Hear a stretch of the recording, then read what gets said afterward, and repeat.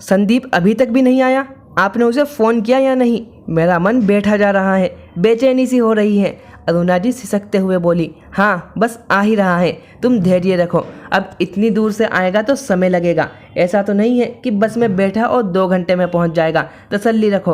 और गिरीश जी ने अपनी पत्नी से झूठी तसल्ली दी, दवाई दी, जिससे वह गहरी नींद में सो गई। बाबूजी, अम्मा तो सो गई हैं। कम से कम आप तो खाना खा लीजिए।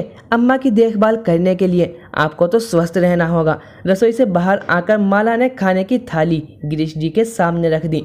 भीगी आंखों से उन्होंने खाना खाया। 2 कौर भी मुश्किल थे, पर पेट भी भरना ज़रूरी था, वरना अस्पताल की भागा दौड़ी कौन करता। पिछले 1 महीने से अरुणा बीमार चल रही थी। अस्पताल तो बहाना है, वरना डॉक्टर तो पहले ही कह चुके हैं आपकी पत्नी बस कुछ महीनों की मेहमान है, उन्हें खुश रखिए। अब गिरीश जी भी क्या करते। अरुणा जी की खुशी तो बस अपने बेटे संदीप से मिलने में है। घर का छोटा बेटा संदीप दूर शहर जाकर बस गया है। उसके परिवार में पत्नी सलोनी और 2 बेटे हैं जो यहाँ कम आते हैं। जब भी वो आते हैं तो मोना बच्चों को लेकर मायके चली जाती है और संदीप भी 2 दिन यहाँ रुकता है, फिर ससुराल चला जाता है। अपने बड़े बेटे प्रदीप को खोने के बाद अरुणा जी ज़्यादा बीमार रहने लगी थी। अरुणा जी का बड़ा बेटा प्रदीप एक सड़क दुर्घटना में मारा गया था। उसी की पत्नी माला अपने सास ससुर के पास रहती है और बड़े मन से सेवा करती है। माला की एक बेटी है जो अभी स्कूल में ही पढ़ रही है। उनको कुछ महीने पहले ही पता लगा था कि उनकी पत्नी को दिल की बीमारी है जो लाइलाज है। फिर भी उन्होंने इलाज करवाया, पर वो अब जगह जगह इलाज करवा के थक गए थे। अब वो अपनी पत्नी को घर पर रखते हैं और उनकी सेवा करते हैं। माला भी अपनी सास की दिल से सेवा करती है। माला की बेटी रिंकी सीधे स्कूल से आकर दादी के पास रुकती थी, उनसे बहुत सारी बातें करती थी, कहानियाँ सुनाती थी और उसी की वजह से अरुणा जी का मन बहल जाता था। माला अपने सास ससुर के साथ रहकर उनकी ही सेवा करती थी।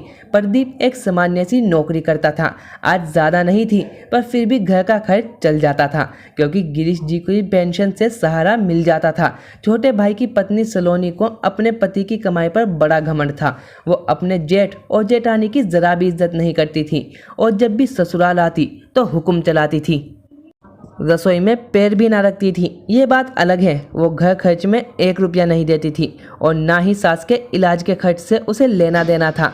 वहीं माला धैर्य वाली और कम पैसों में भी गुजारा कर लेती थी और सास ससुर को अपने माता पिता के समान समझती थी। जब प्रदीप की मौत हुई तो मायके वालों ने साथ चलने की जिद की, पर उसे पता था कि वहाँ उसकी 2 भाभियाँ हैं जो उसका जीवन नरक कर देंगी, इसलिए वो मायके नहीं गई। यहाँ उसके सास ससुर भी अकेले थे।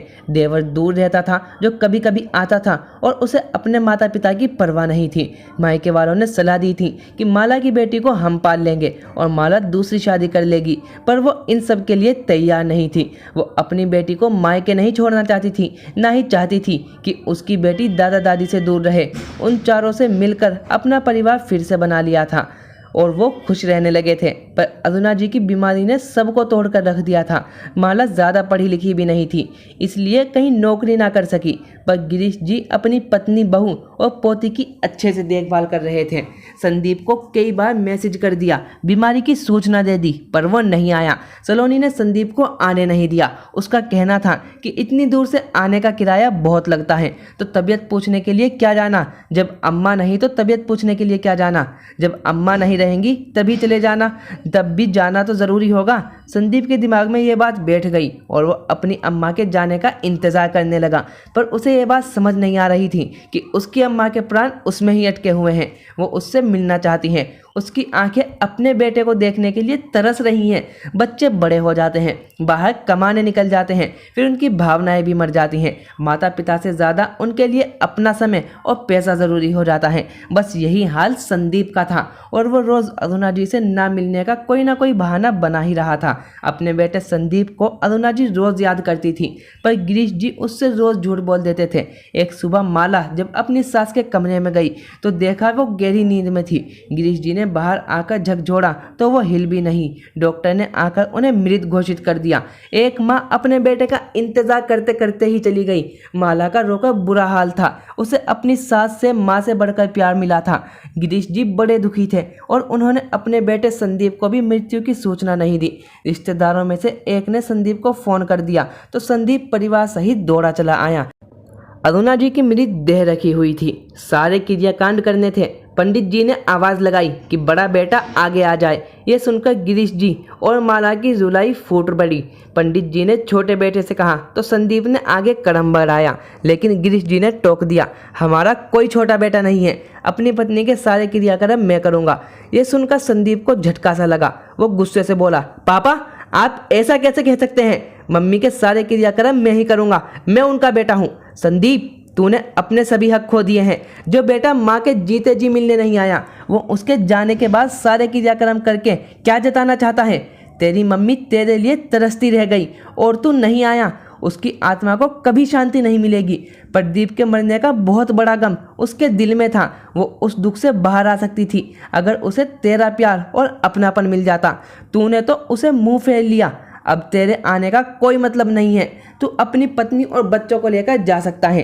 गिरीश जी ने सारी क्रियाक्रम खुद से ही किए और संदीप को हाथ तक नहीं लगाने दिया। संदीप और उसकी पत्नी वहीं पर रहे क्योंकि रिश्तेदारों का उन पर दबाव था। 15 दिनों के बाद गिरीश जी ने सब रिश्तेदारों को कहा कि मैं आप सबके सामने जीते जी अपनी जायदाद का भी बंटवारा करना चाहता हूँ, ताकि आप सब इस बात के साक्षी रहें कि मैंने किसी के साथ अन्याय नहीं किया। मैंने अपनी वसीयत बना ली है। मेरे इस दुनिया से जाने के बाद ये घर, गांव वाली ज़मीन, अरुणा के सारे जेवर मैं अपनी बहू माला और पोती के नाम करता हूँ। पापा, आप ये अन्याय नहीं कर सकते हैं। बेटे के रहते हुए बहू और पोती के नाम अपनी जायदाद कैसे कर सकते हैं? आपका एक बेटा मरा है पर दूसरा भी जिंदा है। आपकी जायदाद पर सिर्फ मेरा हक है। अब भैया तो रहे नहीं तो भाभी भी हकदार नहीं है। इन्हें इनके मायके भेज दीजिए। संदीप की पत्नी ने भी हामी भरी। पापा जी, आपके दो पोते हैं, फिर आप जायदाद अपनी पोती के नाम कैसे कर सकते हैं? ये तो ठीक नहीं है। लगता है भाभी ने कोई काला जादू करके सारी जायदाद अपने नाम करवा ली। मेरे पति और बच्चों के बारे में नहीं सोचा। इतने बड़े शहर में हम किराए के घर में रहते हैं। हमने सोचा था कि जायदाद को बेचकर शहर में अपना फ्लैट ले लेंगे, पर भाभी ने तो सारे सपनों पर पानी फेर दिया। तुम दोनों चुप रहो। मेरे लिए मेरे दोनों बेटे मर गए हैं। तू कभी अपनी मम्मी की तबीयत भी पूछने आया? जब इलाज के पैसों की ज़रूरत पड़ी तब आया? जब तेरे बूढ़े बाप को जवान बेटों के कंधे की ज़रूरत थी तब क्यों नहीं आया? जब तेरी भाभी अकेली हम दोनों की सेवा कर रही थी, हमारी हर जिम्मेदारी निभा रही थी, तब क्यों नहीं आया?